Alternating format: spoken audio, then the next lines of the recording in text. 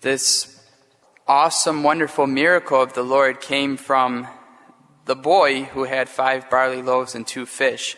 And barley was food of the poor.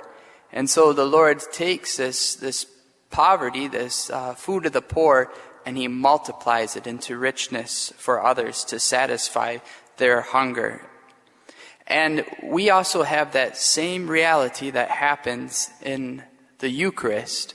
And when I pour that water into the chalice before it's consecrated, and I say, by the mystery of this water and wine, may we come to share in the divinity of Christ, who humbled Himself to share in our humanity.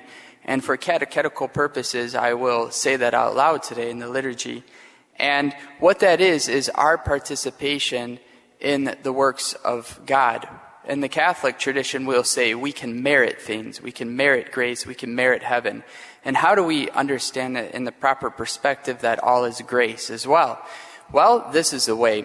It's kind of like this, an analogy, is that a mother, let's say a child needs a certain food. A mother can pick up the child, or a mother can take that food and bring it to the child. Or the mother can pick up the child and allow the child to grab the food himself.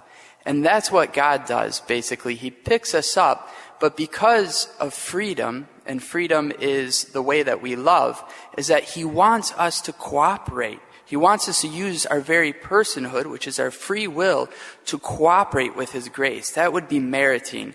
And the way we can do that is finding just one thing that we can grow in the spiritual life, a resolution, and really work on it.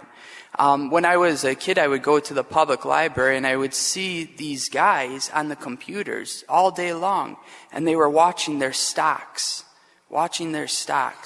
You know, we should be watching our growth in the spiritual life, being vigilant, take one thing and really drive and work on it and cooperate with God's grace so that we can be moving up towards heaven and not be stagnant or be lukewarm. Let's ask for that grace today.